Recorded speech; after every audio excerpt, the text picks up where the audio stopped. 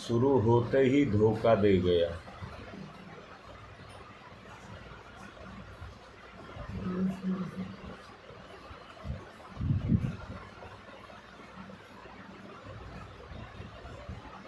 साधना की बात आपसे कर रहे थे। साधना का मूल मंत्र केवल विचार ही है। संपूर्ण संसार का विस्तार भी विचार ही है।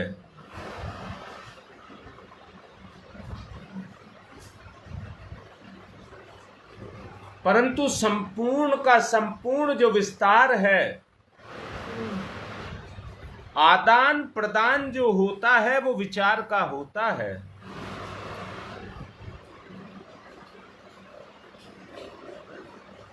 विचार से जानकारी का आदान प्रदान होता है।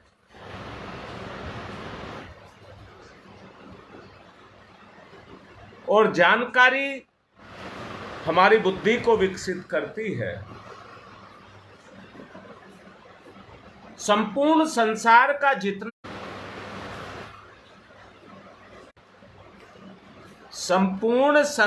का जितना भी वैभव है, उस सारे की उत्पत्ति इस बुद्धि से हुई है।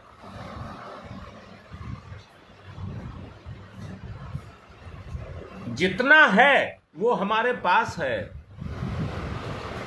परंतु कितना हो सकता है उसका कोई अनुमान नहीं लगाया जा सकता।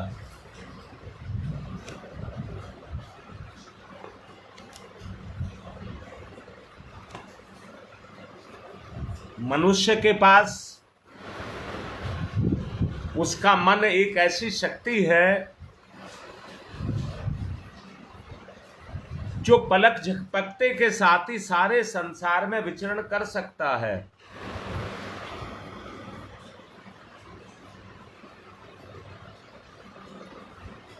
विचार से जो तरंगे उठती हैं,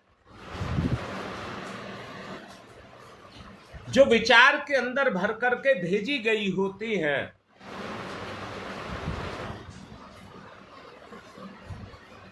वो एक स्थान से दूसरे स्थान पर गति तो करती हैं,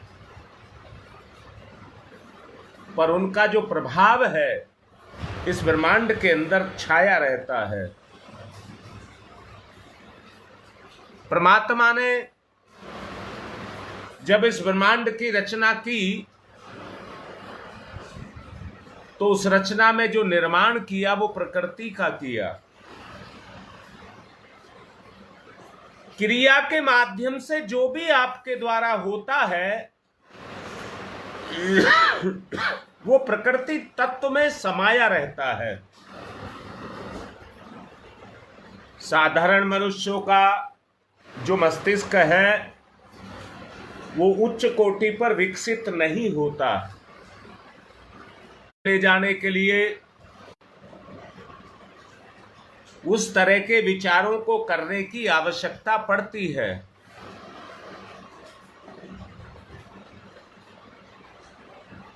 मस्तिष्क की सीमा विचार के साथ, मस्तिष्क की सीमा विचार से जुड़ी है। और अंदर से देखेंगे, जिस व्यक्ति का मस्तिष्क काम, क्रोध, लोभ, मोह, मद, मत्सर इन विकारों में जितना जाता होगा, शक्ति की ग्रहणशीलता में वो ही गुण या दुर्गुण उस व्यक्ति की शक्ति के अंदर प्रवेश करते हैं। आप योगियों को लीजिए,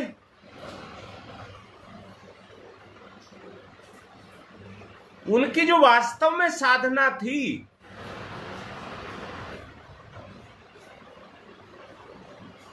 उसमें कहीं ढील पोल या कमी नहीं थी। अंदर से यहां से पता लगता है। दृढ़ता का पता हृदय से लगता है। सच्चाई की पोल आकर के यहीं पर खुलती है।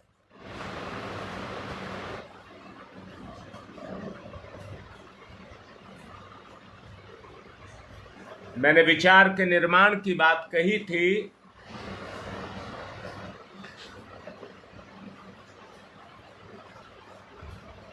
जब आपके अंदर एक गुण पैदा हो जाएगा, विचारों को पढ़ने का, जानने का, थॉट रीडिंग जिसको कहते हैं,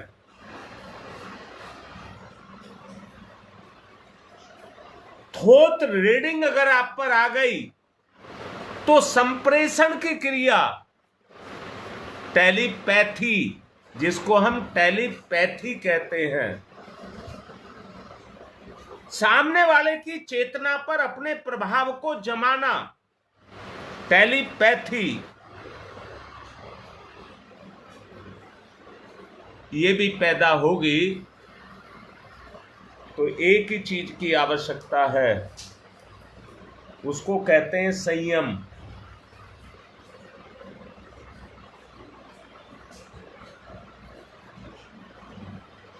और कल बताया था संयम 4 प्रकार के होते हैं। अगर उन समय संयम, धन का संयम, विचार संयम और स्वभाव का संयम, अगर ये 4 संयम अब अपने ऊपर लगाते हैं तो किसको नहीं पता है क्या उचित है और क्या अनुचित है। मैंने 2 बात कही, थॉट रीडिंग, टेलीपैथी। अगर ये 2 गुण आपने जगा लिए तो प्रसारण का माध्यम बन जाएगा आपका ये शरीर। अभ्यास अगर आपने कर लिया तो उस अभ्यास से आपके अंदर वो सिद्धियां पैदा होती चली जाएंगी।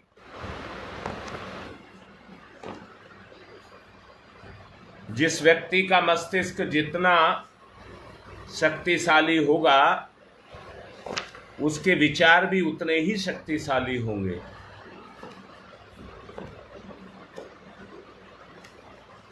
क्रियात्मक शक्ति उसके अंदर विद्यमान रहती है, क्रियात्मक शक्ति उसके अंदर विद्यमान रहती है। जब चाहे, जैसा चाहे वो अपनी शक्ति का प्रयोग कर सकता है।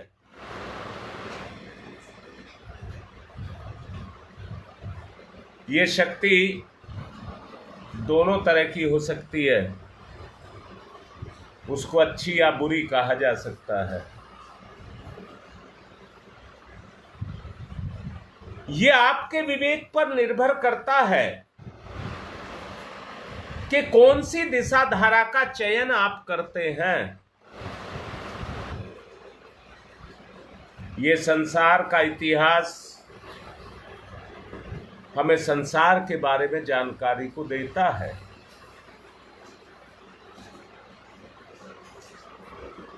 ये बताता है कि यहां पर अच्छे और बुरे दोनों तरह के कार्य होते रहे हैं, परंतु ये भी बताता है कि किस कार्य का परिणाम क्या हुआ।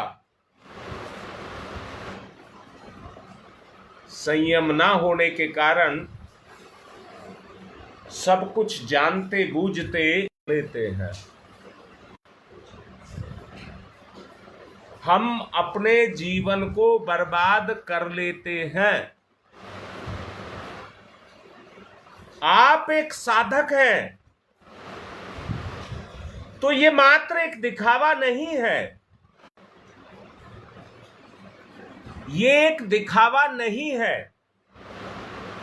आज तक साधक स्तर के जो भी हुए हैं, नेट बहुत दिक्कत कर रहा है पैदा।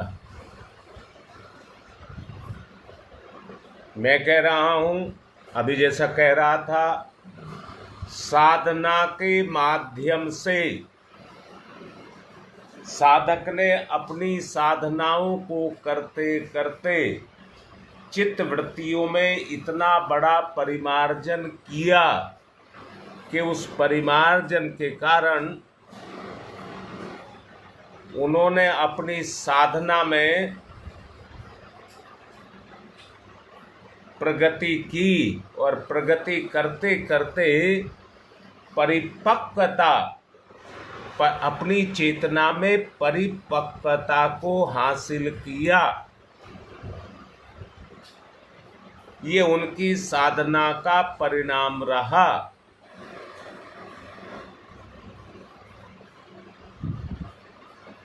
जब इतिहास इस बात का गवाह है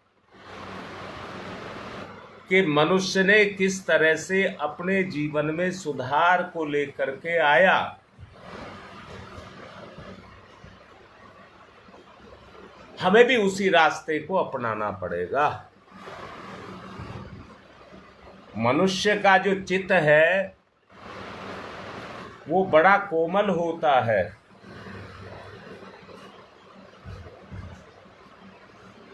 गुरुदेव ने, मैंने कल या परसों भी कह रहा था,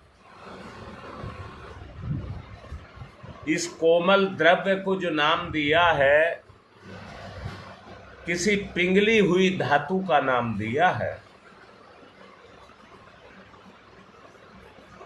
और पिघली हुई धातु से मतलब है जो अपना स्थान अपने जैसा प्लेन अपने लिए बनाती हुई चली जाती है।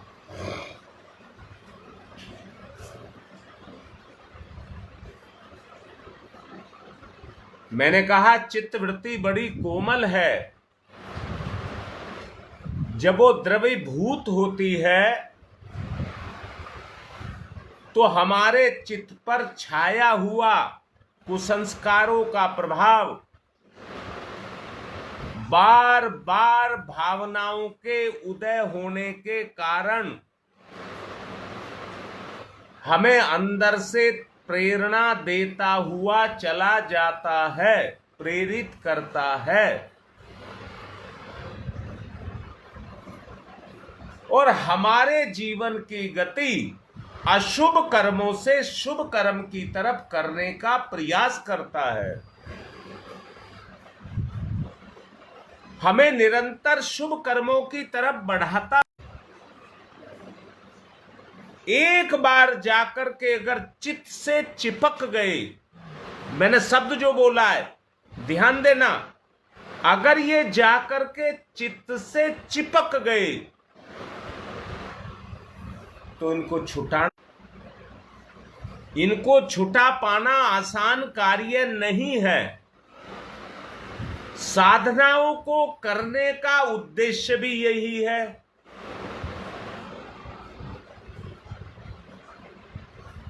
इसी के कारण हम अपनी साधनाओं को करते हैं कि किसी तरह से शुभ कर्म करते करते हमारी चित्त वृत्ति में परिवर्तन आ जाए। जो जमे हुए कुसंस्कार के प्रभाव चेतना पर हैं, या तो उनके प्रति घृणा पैदा हो जाए तो छूट सकते हैं, या अंदर से उनको छोड़ने की ललक पैदा हो जाए। शुभ कर्म करते करते शुभ विचार भी जागृत होने लग जाते हैं, और विचार के बगैर तो कर्म को कर ही नहीं सकते।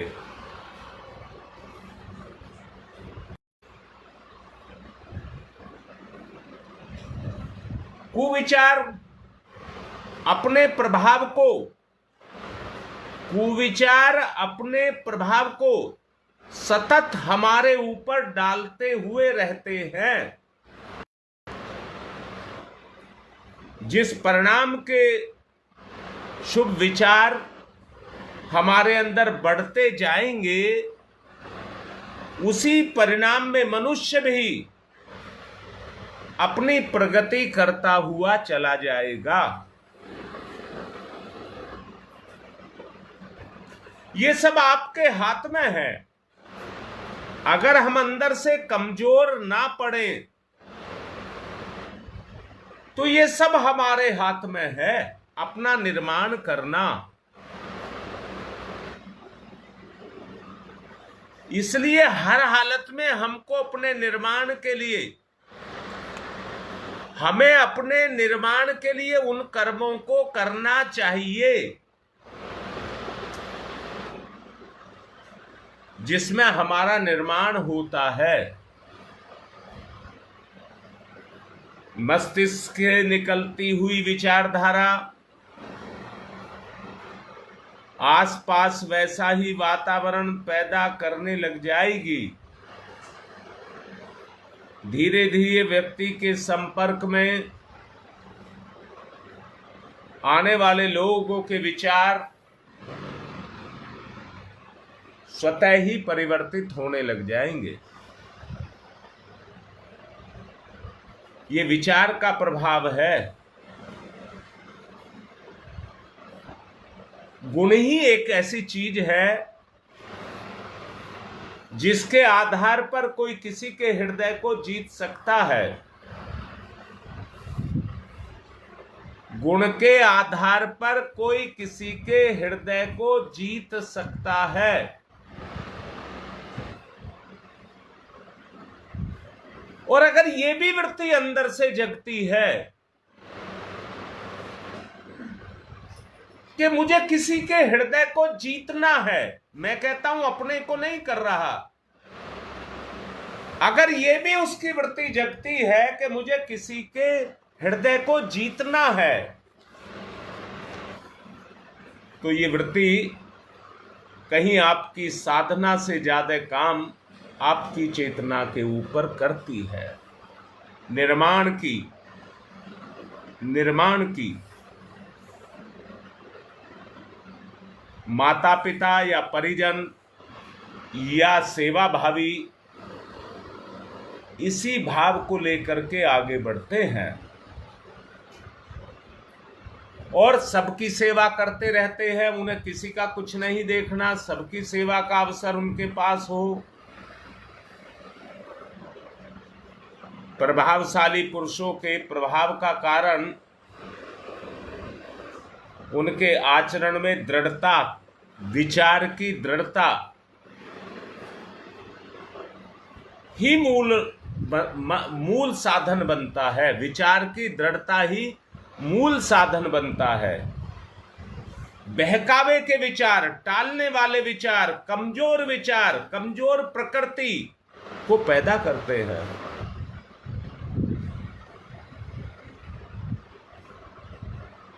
दृढ़ता तभी आएगी जब आपका विचार दृढ़ता के साथ जाकर के जुड़ेगा।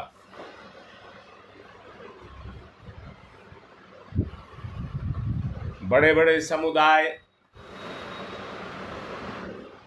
इसी आधार पर बनते हैं। और एक बात आपने देखा होगा, जो गलत विचार रखने वाला व्यक्ति है वो हमेशा अच्छे विचार वालों से बचने की कोशिश करता है।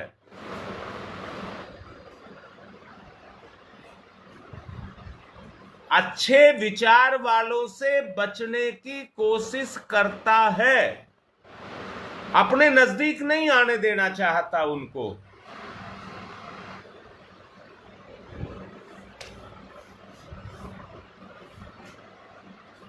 भली भांति हम किसी अच्छे कार्य को करना चाहते हैं तो हमें पिछली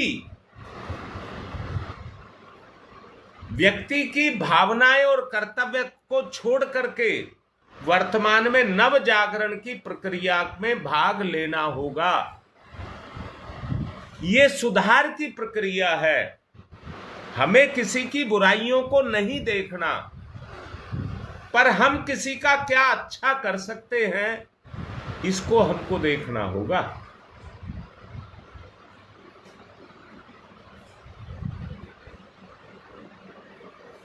इस दुनिया में भांति भांति की प्रकृति के व्यक्ति मिलते हैं। सूरवीर, राजनेता, कलाकार, सब तरह के व्यक्ति मिलते हैं।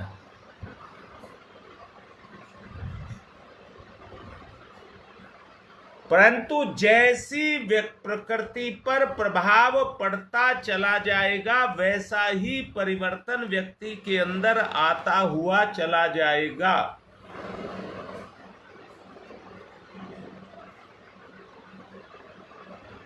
एक साहस, परिवर्तनकारी साहस अपने अंदर पैदा करें। परिवर्तनकारी साहस अपने अंदर पैदा करें। संसार एक सागर के समान है। ईथर तत्व इस ब्रह्मांड में भरा है। उसमें हमें हलचल पैदा करनी है,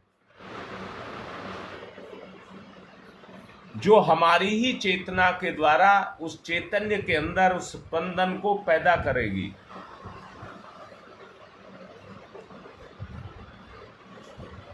जिस दिशा में हमारी हलचल मुड़ती हुई चली जाएगी,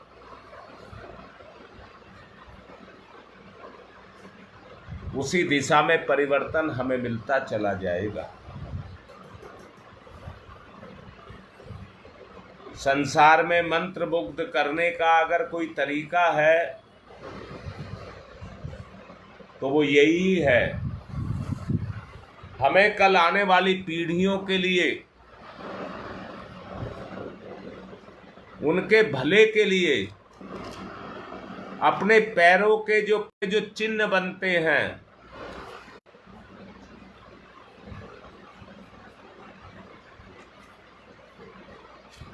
स्वभाव में परिवर्तन।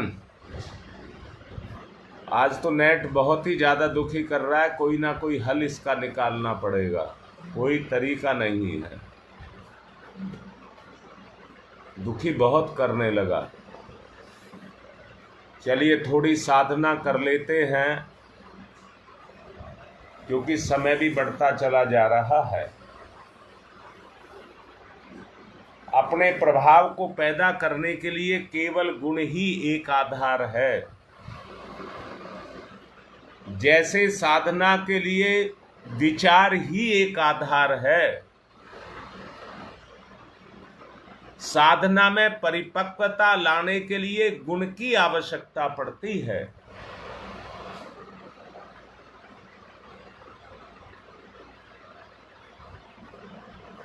हमें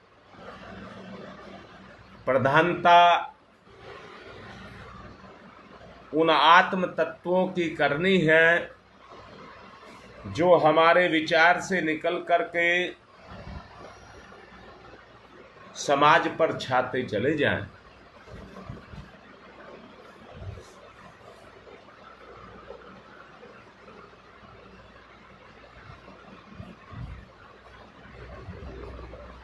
विचार की शक्ति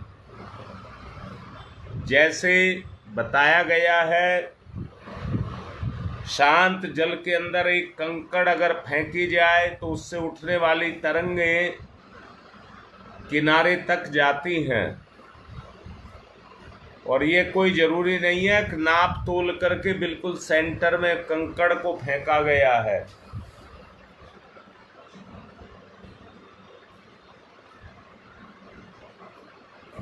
परंतु जो तरंगे उठती हैं,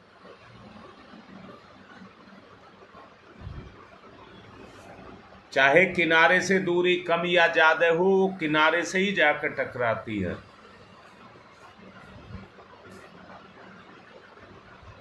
ऐसा ही भाव, ऐसा ही विचार अपने अंदर पैदा करिए।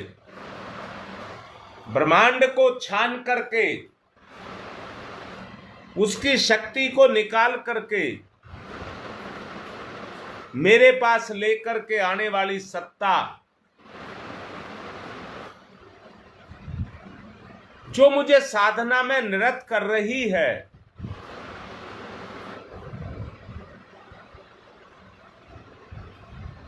हमें उसमें अपनी वृत्ति को जगाना होगा। जगाएं।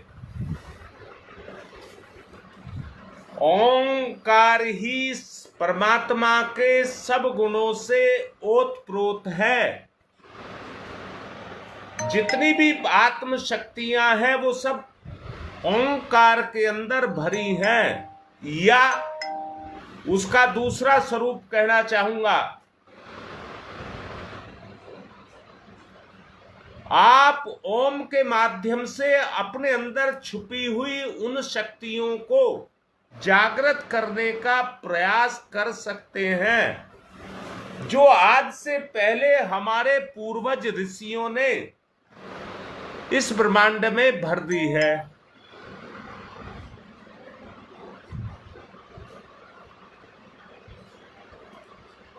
हम सीधे सीधे परमात्मा से संबंध तो स्थापित नहीं कर सकते, परंतु ओंकार को साधते हुए हम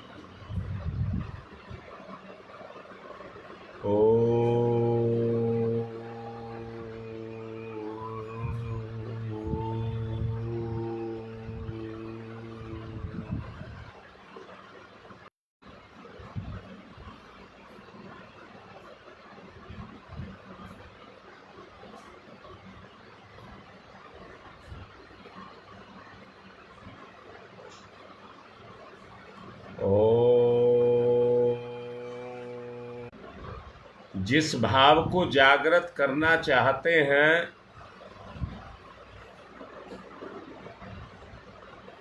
वैसे ही गुण को क्रियाशील करें। ओम तम सोमा ज्योतिर्गमय, तम सोमा ज्योतिर्गमय।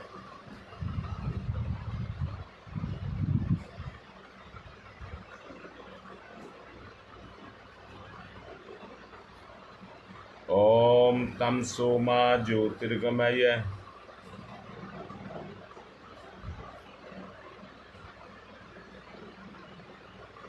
ओम तम सोमा ज्योतिर्गमय।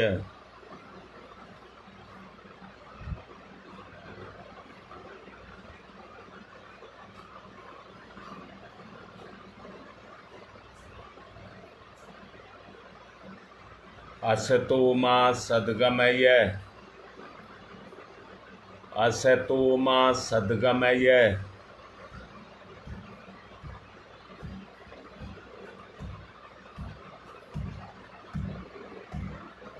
मृत्योर्मामृतं गमयः, मृत्योर्मामृतं गमयः। तमसो मा ज्योतिर्गमय, तमसो मा ज्योतिर्गमय, तमसो मा ज्योतिर्गमय, असतो मा सद्गमय, असतो मा सद्गमय, असतो मा सद्गमय, मृत्योर्मामृतं गमय, मृत्योर्मामृतं गमय, तमसो मा ज्योतिर्गमय, अस्तो मा सद्गमय, मृत्योर्मामृतं गमय।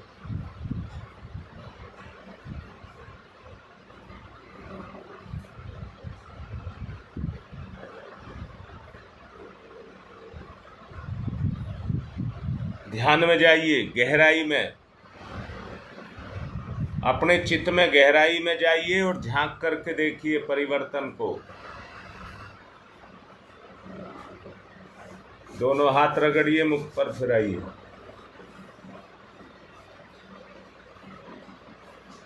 आज की बात समाप्त। आज फिर देखेंगे कोई ना कोई रास्ता इस नेट का।